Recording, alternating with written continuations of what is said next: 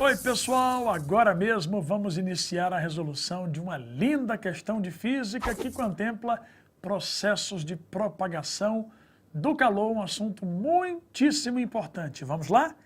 Fornos solares são aparelhos que ajudam no cozimento de alimentos em regiões bastante ensolaradas e com escassez de outros recursos, como energia elétrica ou matéria-prima para combustão. Para auxiliar moradores de uma região afastada, em um vilarejo, uma entidade construiu um forno solar simples, utilizando uma caixa de madeira, sem tampa, com uma panela pintada de preto em seu interior, conforme mostrado a seguir. Muito bem, e veja o comando para maximizar o rendimento desse forno solar no que se refere à rapidez e à intensidade do aquecimento da panela em seu interior. Pode-se, uau, professor Diego Leitão, vamos então aqui a nossa análise item por item. Na opção A ele sugere cobrir as paredes internas da caixa com papel laminado. É uma ótima ideia fazer isso, porque aí quando a radiação solar incidir nas partes internas da caixa, ela vai acabar refletindo para a panela e fechá-la com uma tampa de vidro. Excelente! O vidro é transparente à luz e opaco ao calor. Então é como se eu formasse uma estufa naquele momento e mantivesse o interior bem aquecido. Já é a resposta correta. Mas observe comigo as demais alternativas. A B sugere cobrir as paredes externas da caixa com papel laminado. Já furou aí, gente. Porque se eu cobrir as paredes externas, eu já vou refletir a radiação de modo que ela nem consiga incidir no interior da caixa. A C propõe pintar as paredes internas da caixa de preto. É até uma boa ideia, porque absorve boa parte do calor. E cobrir a panela com papel laminado, agora não ficou legal não. Porque se eu cobrir a panela, ela vai refletir a radiação que vai incidir sobre ela. A D propõe pintar as paredes externas da caixa de preto. Ok, absorve esse calor, mas a madeira, como ele propôs no enunciado, é isolante. E aí a energia terá dificuldade em atravessar, então já não é uma boa opção. E a E, finalmente, cobrir a panela com papel laminado. Já citamos que essa não é uma boa ideia, porque vai refletir a radiação. E aí fechar a caixa com a tampa de vidro. Misturou ideia boa com ideia ruim. Portanto, para nós, o ideal mesmo é marcarmos a alternativa A de avião, minha gente. Um grande beijo e até a próxima. Tchau, tchau, pessoal. A nossa questão trata de epigenética, ou ainda tradicionalmente, há um questionamento entre o pensamento lamarckiano e o pensamento darwiniano. A questão afirma: no processo evolutivo descrito por Darwin, a teoria de Lamarck foi refutada e, com o tempo, foi estabelecido que mudanças adquiridas em nível macro de células somáticas não podem ser passadas à prole. Entretanto, há algumas situações que contradizem essa afirmação. Eu devo afirmar que, de acordo com o pensamento do naturalista francês Jean-Baptiste Lamarck, Lamarck propôs uma teoria sistemática do processo evolutivo baseado na teoria do uso e do desuso e da herança dos caracteres adquiridos. Entretanto, como a questão afirma, o pensamento darwiniano refutou ou negou ou discordou do pensamento lamarckiano. Se Lamarck elaborou suas leis e as instituiu no livro Filosofia Zoológica, Darwin, refutando os trabalhos lamarckianos, inseriu bem esta negação quando escreveu A Origem das Espécies por meio da seleção natural ou a sobrevivência das raças na luta pela vida. Mas qual é o problema que a questão vai trazer? A questão indica que, no auge da Segunda Guerra Mundial, as tropas nazistas bloquearam suprimentos de alimento e combustível para a Holanda, levando a um episódio de fome. Muitos bebês nascidos nesse período sofreram efeitos em longo prazo, incluindo alta incidência de doenças no coração, obesidade, intolerância à glicose e obstrução das vias respiratórias. Para os geneticistas tradicionais, o trauma havia afetado a expressão gênica desses bebês quando ainda estavam no útero. Perceba que a questão traz um problema adquirido, ou seja, resultante de fator ambiental. No caso, uma nutrição deficiente. Mas esse problema que chegou a afetar bebês em gerações vindouras é o que se refere à epigenética, quando a questão afirma que, para os cientistas tradicionais, que notaram que esses efeitos não se limitariam a um bebê ou a uma geração, mas mesmo após a guerra em períodos de abundância de alimentos, e as observações como essas abriram campo para uma área inovadora, a epigenética, ou seja, transformações nas expressões gênicas, embora não representem alterações no DNA, podem ser transmitidas transgeracionalmente.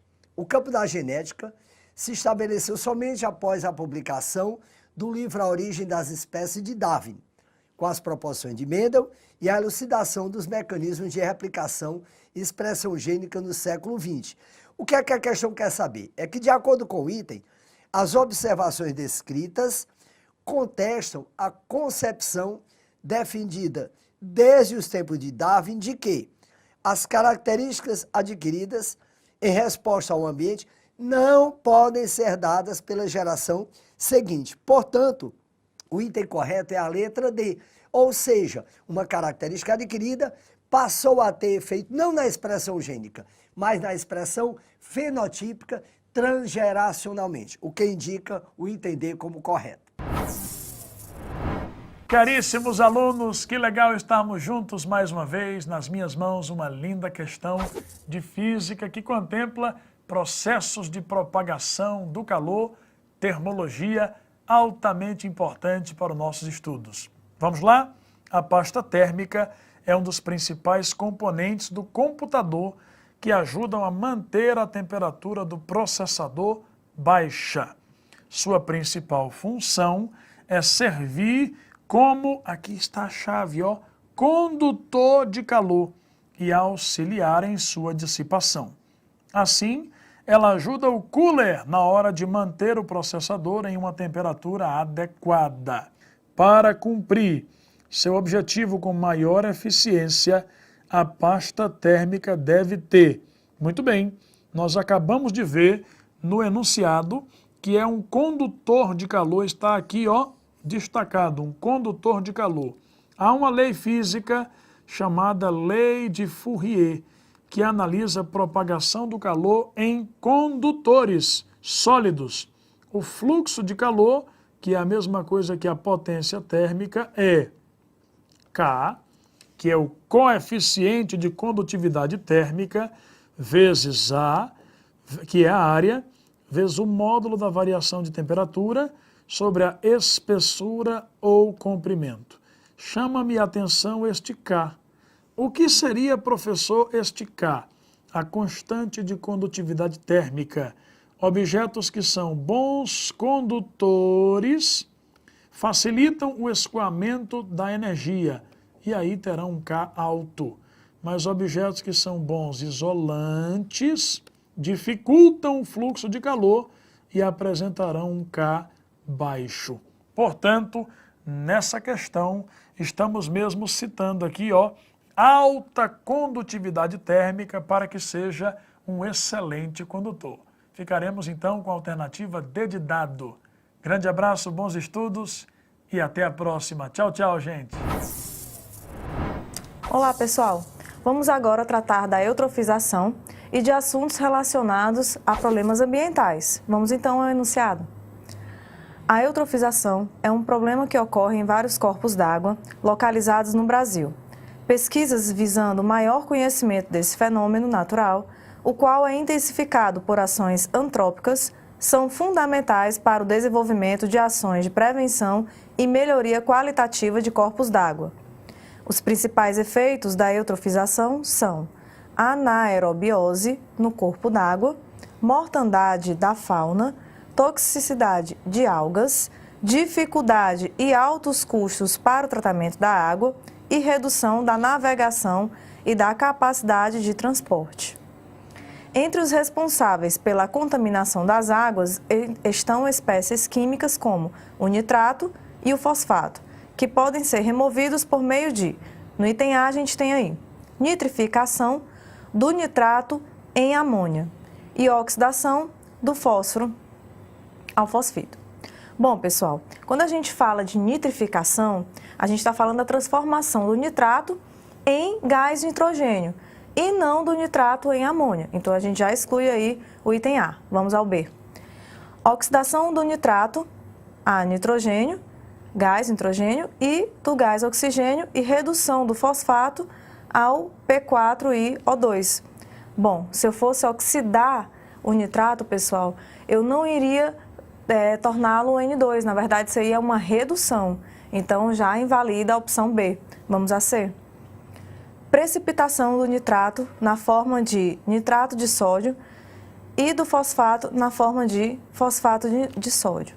Bom, a precipitação do nitrato, pessoal, não vai ser na forma de nitrato de sódio. Não vai haver precipitação nesse caso aí.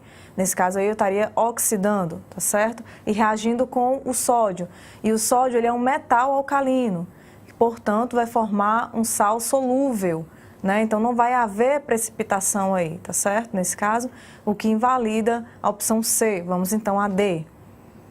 Desnitrificação do nitrato em nitrogênio e precipitação dos fosfatos na forma de fosfato de cálcio. Que, dessa forma que o item D está colocando para a gente, vai se tornar correta, porque realmente eu vou ter uma desnitrificação quando eu passo do nitrato ao nitrogênio e vou formar um sal que é insolúvel, que vai ser fácil de retirá-lo, né? Vamos ao item E. Vaporização dos íons contaminantes, nitrato e fosfato, com o aquecimento das águas. Bom, pessoal, na hora que eu vou aquecer a água, eu vou reduzir o teor de oxigênio, que já prejudicaria muito aquele ambiente ali, e eu não vou conseguir vaporizar porque são sais, e sais têm altos pontos de ebulição, então eu não poderia vaporizar. Então a gente já fica aí com a solução, a opção correta é a opção D de dado. Obrigada. Olá, caros estudantes, estamos prontos para fazer agora mesmo uma questão espetacular de ótica geométrica, dando ênfase à refração da luz. Observe bem o enunciado. Um refratômetro é um instrumento utilizado para medir concentrações de algumas substâncias em fluidos. Considere o refratômetro apresentado a seguir, composto por um prisma de índice de refração igual a 4/2/5. Um local onde é colocado um fluido a ser analisado e uma régua com medidas em centímetros. Muito bem, o que ele vai sugerir agora mesmo através dessa figura é que este feixe de luz incida através do prisma e na hora de atravessar para o fluido, ele faça exatamente isso aqui, meus caros. Vejam, ele vai chegar exatamente no zero. E aí, ele pergunta para nós, competência 5, habilidade 17, para calibrar corretamente o refratômetro, qual deve ser a distância D em centímetros entre a régua e o prisma, ou seja, essa distância D, bem aqui, ó, é ela quem ele deseja encontrar. Muito bem, vamos aqui agora mesmo, então, a compreensão de algumas ideias importantes. Vamos lá. Se aqui é 90 graus, e aqui é 45 graus, no triângulo grande, obviamente, aqui também deverá ser 45 graus. E aí aqui já é 90 graus. Então aqui também é 45.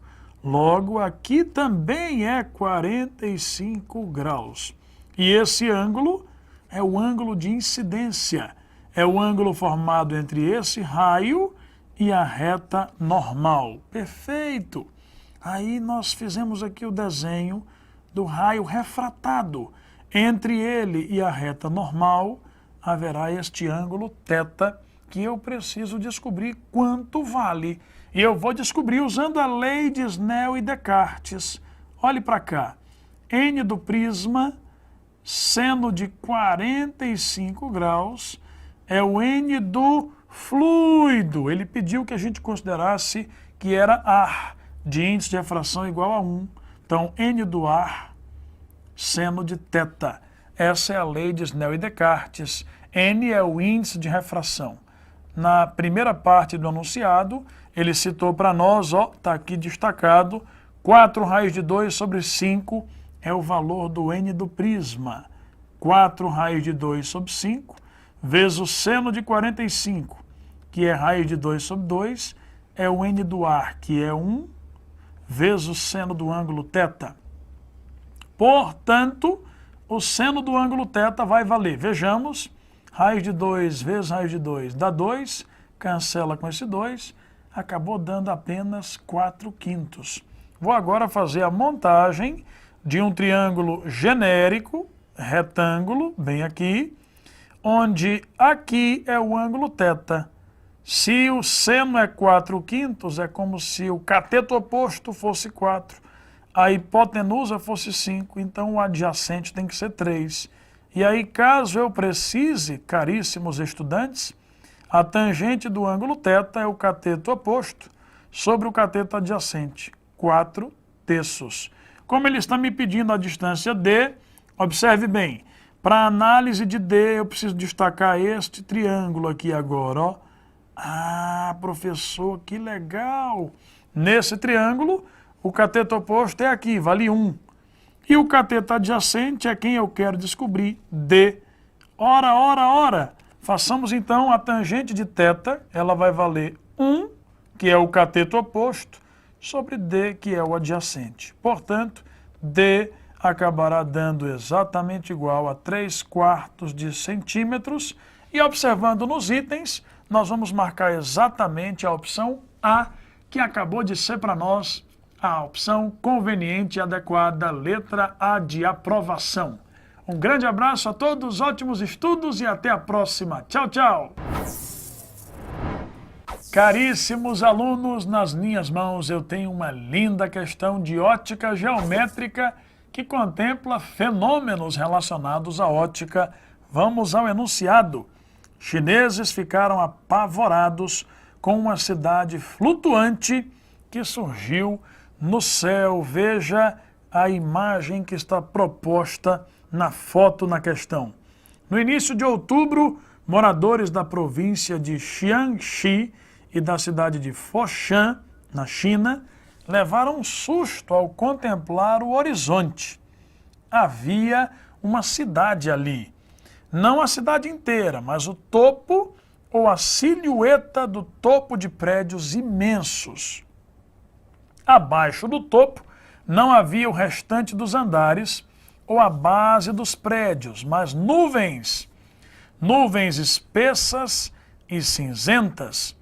A explicação mais provável para esse fenômeno é que se trata de uma miragem causada por uma ilusão de ótica chamada Fata Morgana. Muito bem, essa é uma questão que contempla a competência 1 e habilidade 3.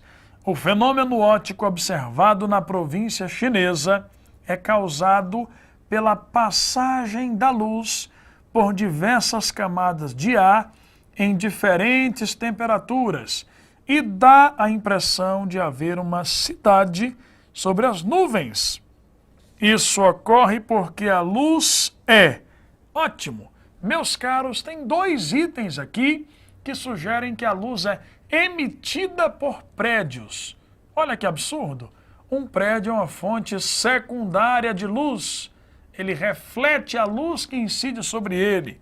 Então, nem pode ser a alternativa B, nem tampouco a alternativa E. A luz ela foi refletida pelos prédios.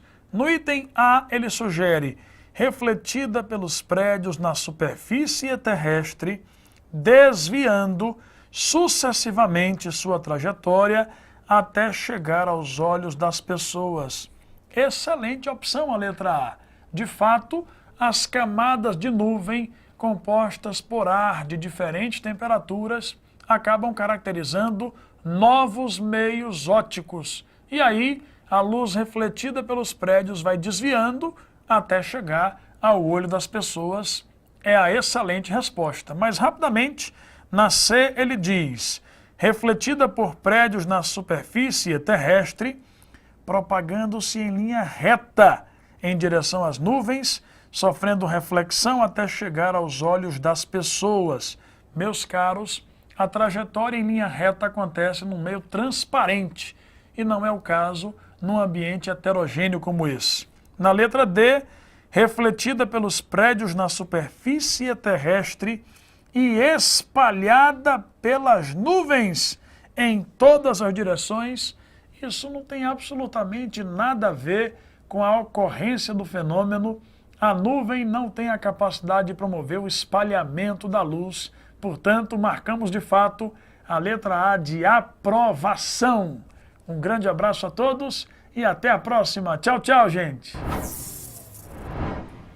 Caríssimos estudantes, nas minhas mãos uma questão espetacular que envolve dilatações térmicas. Vamos a ela. A invenção do termômetro é atribuída a Galileu Galilei, que no século XVI criou o termoscópio, contendo uma substância termométrica líquida em seu interior, que mudava de volume de acordo com a variação de temperatura. Olha a chave aqui, ó. Mudava de volume de acordo com a variação de temperatura. O termoscópio é composto por uma substância termométrica acondicionada em um bulbo, de maneira que a substância possa subir ou descer por um capilar à medida que a temperatura varia. Assim, conforme a substância termométrica sobe ou desce, pode-se relacionar a medida de sua altura com a temperatura de acordo com a imagem a seguir. Essa imagem, muito bem proposta, sugere para nós as escalas termométricas devidamente orientadas aqui e após um tracinho após o outro, eu consigo fazer a medição do volume. Apesar de muitos termômetros apresentarem o mesmo princípio de funcionamento, a precisão desses instrumentos melhorou muito com o passar do tempo. Para aperfeiçoar essa precisão, uma das medidas que podem ser adotadas é a utilização de quê? Excelente. Para nós, é muito conhecida a expressão que sugere ΔV, a variação de volume, é o volume inicial vezes gama vezes Δθ. Gama é o coeficiente de dilatação volumétrica e Δθ é a variação de temperatura. Ora, mas ΔV é o volume final menos o volume inicial.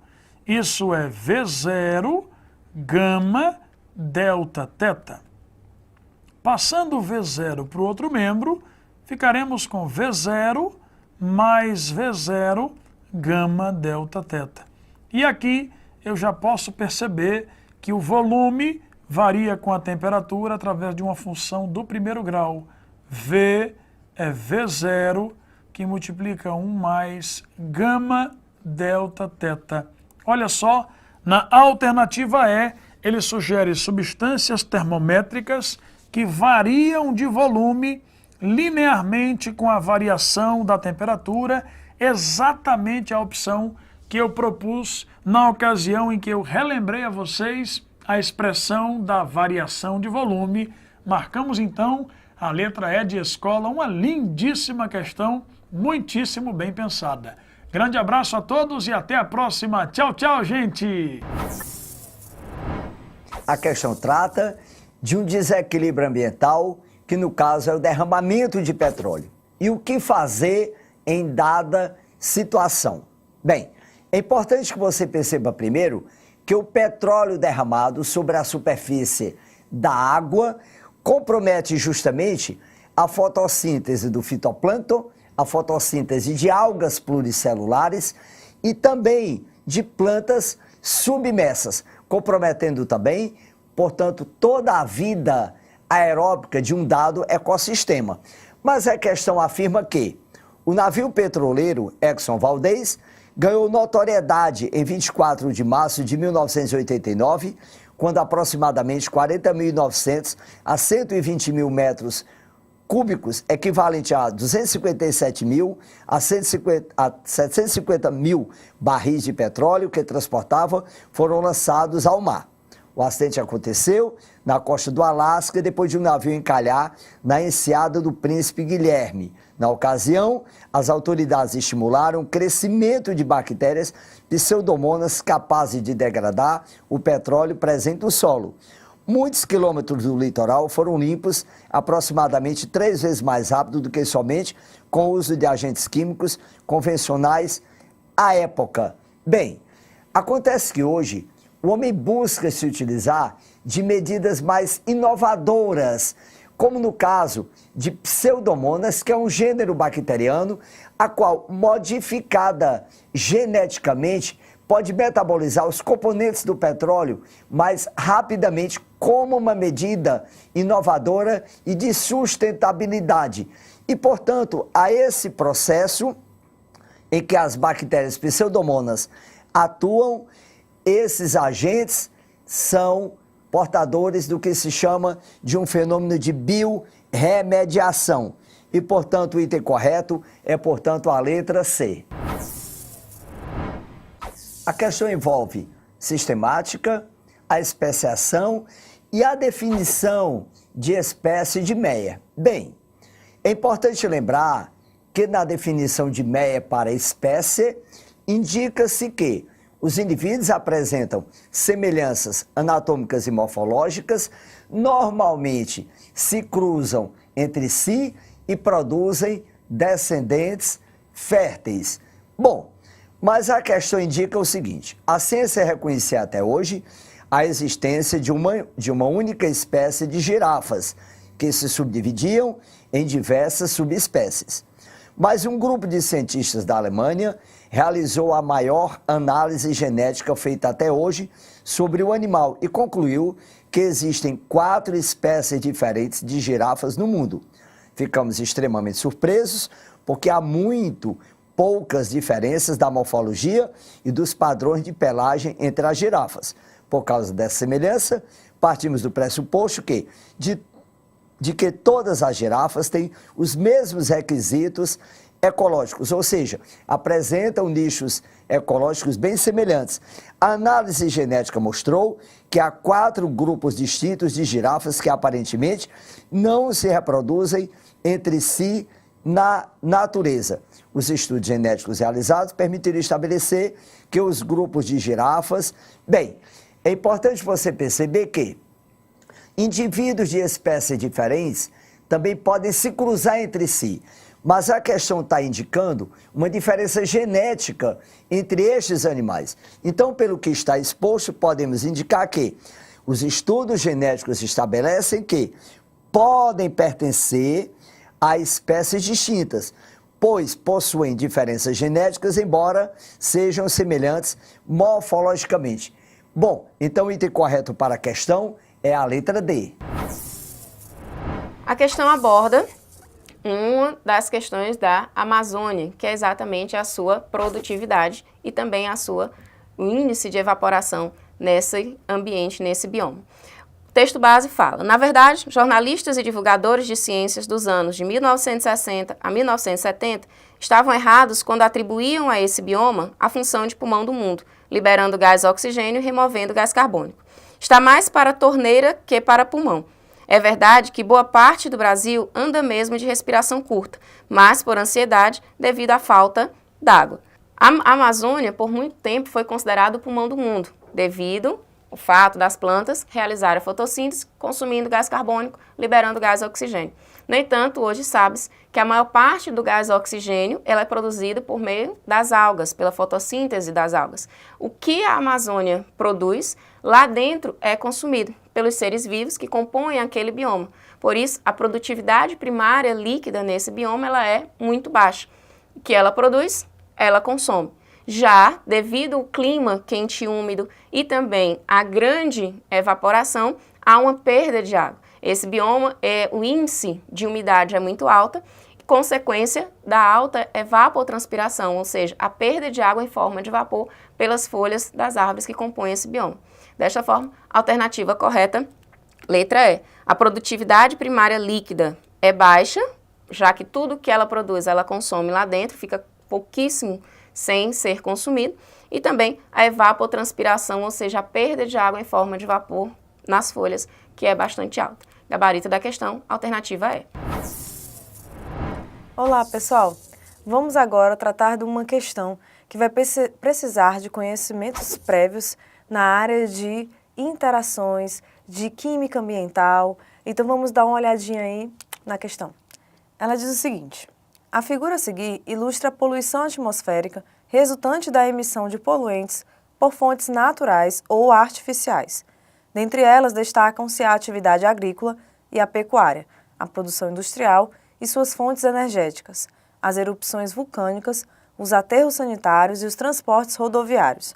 A gente observa aí as fontes de energia, né?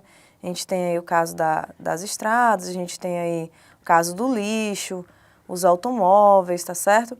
Temos também aí os tratores, né? As indústrias, ok? Então, vulcão. Então, a gente tem toda essa possibilidade aí de energias envolvidas. Seguindo adiante, diz o seguinte: as fontes artificiais emitentes de gases que provocam a corrosão de monumentos históricos feitos de mármore e pedra-sabão estão corretamente indicados pelos números. Bom, pessoal, o que a gente pode dizer aqui para vocês? Quando a gente fala de corrosão, a gente está falando de acidez, tá certo? Então, a gente está diretamente relacionado aqui com o processo de chuva ácida, tá? E a chuva ácida é um procedimento em que a gente vai ter, basicamente, na liberação de gases como de automóveis, por exemplo, tá bom? Já no caso das indústrias, elas vão liberar gases, mas vão liberar gases porque tem a queima do carvão mineral. Aí vai ser mais relacionado com o gás carbônico, tá certo? Então, a gente tem aí a chuva ácida, mais ligada ao procedimento de automóveis.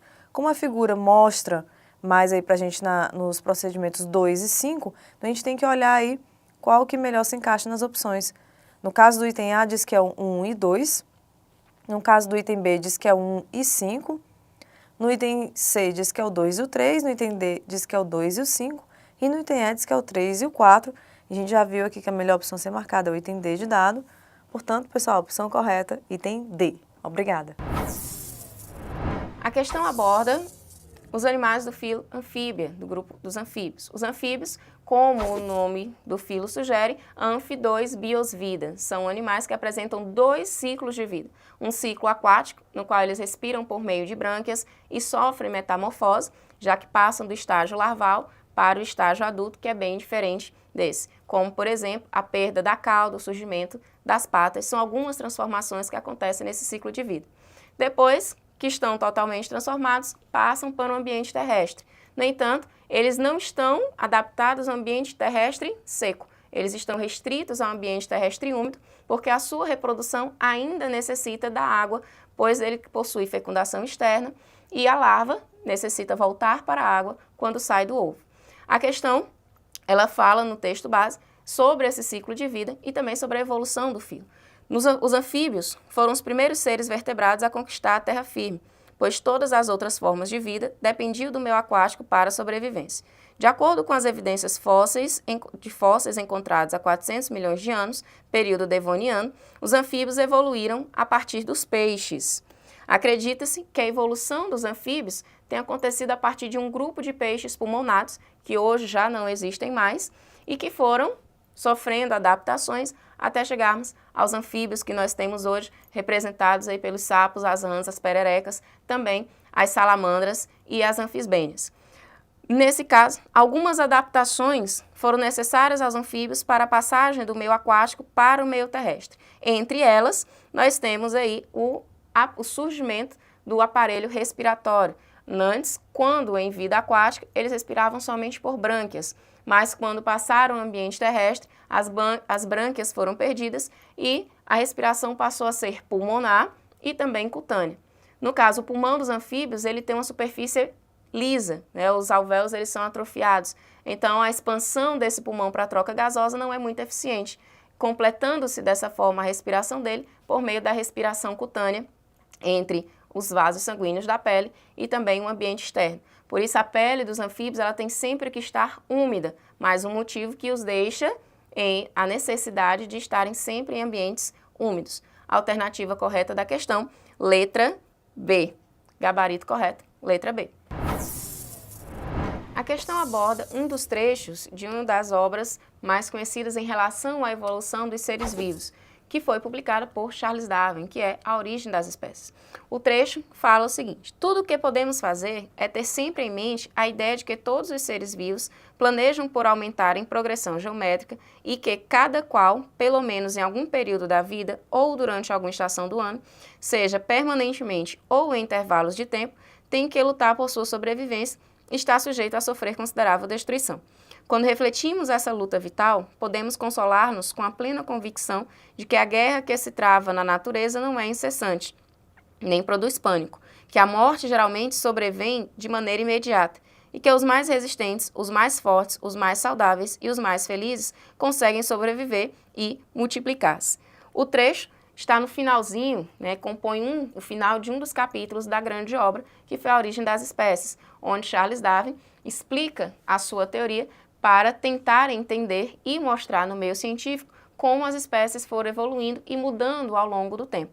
A teoria de Charles Darwin foi baseada na teoria da seleção natural, onde aqueles seres que passam por modificações no seu material genético, eles, no caso a mutação, eles conseguem adaptar-se, conseguem adaptações que garantem a sobrevivência em um ambiente hostil ou uma mudança ambiental que provoque a morte da maioria dos seres vivos. Como esse ser tem adaptações que garantem a sua sobrevivência, ele consegue se alimentar, consegue reproduzir e, consequentemente, vai ser selecionado positivamente pela natureza, processo chamado de seleção natural. A questão pergunta: a citação do texto anterior foi obtida de uma obra importante na construção do conhecimento científico-biológico. A análise de seus argumentos permite identificá-la como A Origem das Espécies de Charles Darwin. Gabarito da questão, portanto, letra D. Alternativa D, gabarito correto da questão. A questão aborda a questão do desenvolvimento dos seres relacionados à sua filogenia, ou seja, à sua herança, o seu grau de parentesco com aqueles que fazem parte da sua árvore evolutiva. A questão tem como texto base: a ideia de que a ontogenia é capaz de recapitular a filogenia foi inicialmente proposta por Haeckel na década de 1860. Haeckel já havia sido influenciado pelos trabalhos de Darwin, quando apresentou essa discussão e propôs que a história do desenvolvimento de um organismo, ou seja, sua ontogenia, repete a evolução de sua espécie, filogenia. Desta forma, estruturas que derivam de outras presentes em um mesmo grupo ancestral comum refletem parentesco evolutivo. O texto ele nos refere às condições de analogia e homologia que foram descritas ao longo dos processos de evolução das espécies. Uma das características que que trazem a ideia de que uma espécie ela é ou não ancestral comum de outra é a sua morfologia, o seu desenvolvimento embrionário. Espécies que possuem membros derivados de uma mesma origem embrionária, que apresentam funções diferentes em outro momento, nós temos um conjunto de órgãos homólogos. Mas quando as espécies apresentam origem embrionária diferente dos órgãos, mas que convergem, que apresentam uma função semelhante, nós dizemos que essas espécies são análogas, né? Esses órgãos são análogos. A questão pede, considerando as informações do texto anterior, a observação que exemplifica a definição descrita no texto é a presença de fendas faríngeas e a cauda pós-anal em embriões de cordata, como humanos e anfíoxos. No caso, todos os cordatos, eles apresentam uma origem embrionária comum. Entre as características estão a presença de fendas branquiais, a presença de cauda pós-anal, assim como também o tubo dorsal, o tubo nervoso dorsal, e a presença de notocorda em pelo menos uma fase da vida, que é a principal característica que dá nome a esse filo. Então, embora esses animais evoluam para filos diferentes, com características diferentes, eles têm uma mesma origem embrionária, representada aí pelas fendas faríngeas, a presença de fendas faríngeas e cauda pós-anal em todos eles, mesmo que tenham perdido essas estruturas ao longo do seu desenvolvimento, ao longo da sua evolução. Portanto, a alternativa da questão, letra B. A questão ela fala acerca da resistência de certos micro-organismos ao uso de inseticidas, no caso, que também pode ser ampliado para as bactérias, com resistência a certos antibióticos. Como texto base, o fator determinante da evolução da resistência de uma praga a um inseticida é a pressão de seleção, ou seja, o uso contínuo de um mesmo produto sem a implementação efetiva de estratégias de manejo de resistência. O uso contínuo de inseticidas vai levar à morte das principais espécies, da maior parte das espécies sensíveis a esse inseticida, o que vai resolver o problema momentaneamente. No entanto, depois de um tempo, essa população de pragas pode voltar a se desenvolver nessa plantação e o inseticida utilizado antes não ter mais o mesmo efeito. Isso acontece porque, ao usar o inseticida de forma recorrente e regular, ou seja, em tempos muito curtos ou em dosagens muito intensas, ou uso contínuo ao longo de vários anos, provocou uma seleção das espécies resistentes. As sensíveis ao inseticida morrem, mas as espécies resistentes ficam e vão se multiplicando.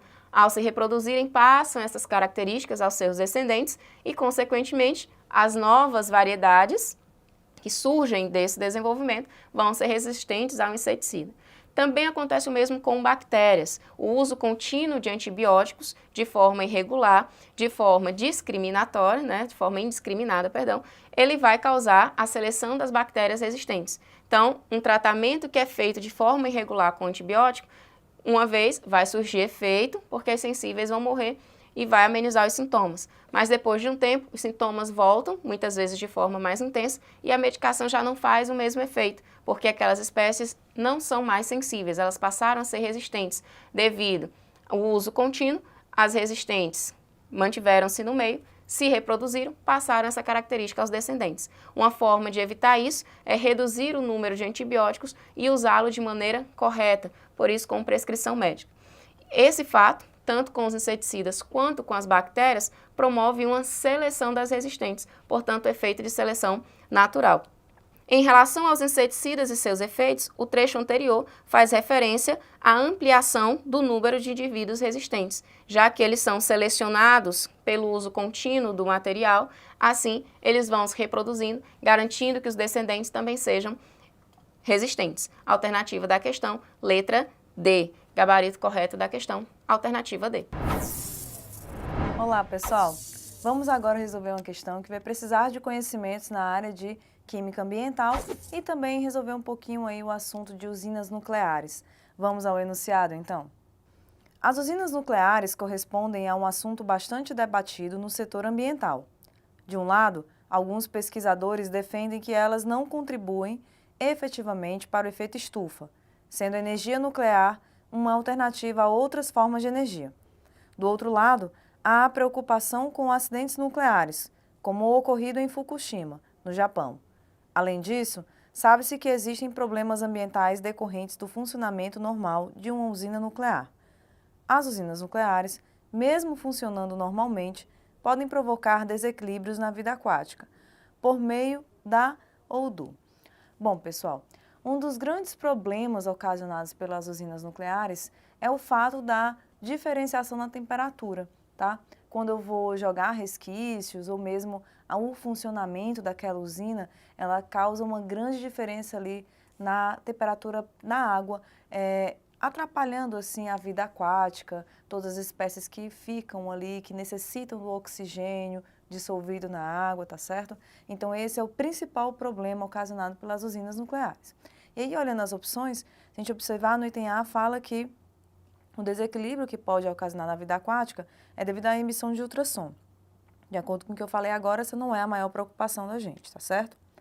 No item B fala que é devido ao despejo de metais pesados, como mercúrio, que se acumulam na cadeia alimentar, e isso não está de acordo com a usina nuclear. No item C fala que é a liberação de nutrientes que alteram a qualidade da água devido ao processo de eutrofização, também não está de acordo. No item D fala em relação ao aquecimento da água, que contribui para a diminuição da quantidade de oxigênio nela dissolvido, e é justamente o que a gente falou agora, já é uma opção a ser destacada aí. Quanto maior a temperatura, menor vai ser a dissolução de alguns gases, tá certo?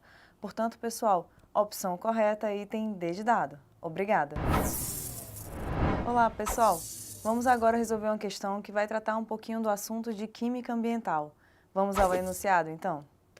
Ele diz o seguinte: desde a Revolução Verde, na década de 1950, o processo tradicional de produção agrícola sofreu drásticas mudanças com a inserção de novas tecnologias, visando a produção extensiva de commodities agrícolas. Essas tecnologias envolvem, quase em sua maioria, o uso extensivo de agrotóxicos com a finalidade de controlar doenças. A utilização de agrotóxicos pode, sob o ponto de vista ambiental, ter como consequência A ou O. Item A, a queda de produtividade. Bom, pessoal, a utilização de agrotóxicos não vai aí tomar como foco a produtividade, tá certo? Porque ele fala sob o ponto de vista ambiental, e isso então não vai ser nosso interesse. No item B fala que é o surgimento de novas pragas. Bom, os agrotóxicos, na verdade, não vão favorecer esse surgimento de novas pragas, como a gente já viu aí no texto e já sabe de conhecimentos prévios. No item C fala que é o aumento no custo de produção, e isso também não vai interesse sob o ponto de vista ambiental. No item D fala da contaminação dos recursos hídricos. Aqui já pode ser uma opção a ser destacada. Quando a gente utiliza agrotóxico, a gente tem substâncias, tá, que vão estar sendo levadas até mesmo por conta da chuva, contaminando aí, por exemplo, os lençóis freáticos, tá, e outras partes de recursos hídricos próximos. Portanto, isso é realmente uma grande preocupação sob o ponto de vista ambiental, utilizar os agrotóxicos por conta da contaminação das nossas águas, tá certo, pessoal? Então, gente, a opção correta será o item D de dado. Obrigada.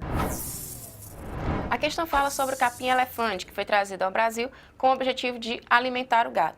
Mas, com o crescimento das políticas sustentáveis e a substituição, a necessidade de substituir os combustíveis fósseis para redução na emissão de gases de estufa, ele passou a ser utilizado juntamente com outros derivados orgânicos, como os derivados animais, para a produção de energia. Então, a biomassa que é produzida, de onde é produzida energia. Aí ele é transformado em carvão e queimado para produzir energia térmica e transformá-la em energia elétrica.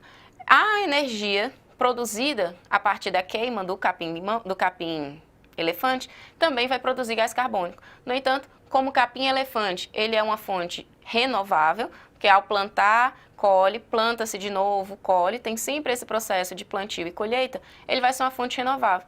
E assim, o gás carbônico liberado vai ser facilmente assimilado pelas plantas no processo de fotossíntese. Por isso, ele torna-se uma alternativa sustentável e viável em substituição ao uso do combustível fóssil para produção de energia. O enunciado da questão pede o capim-elefante, sob o ponto de vista ambiental, apresenta vantagem em relação aos combustíveis fósseis, pois equilibra o gás carbônico emitido na combustão com o assimilado no processo de fotossíntese do vegetal. Portanto, a alternativa é. Resposta correta da questão, alternativa é.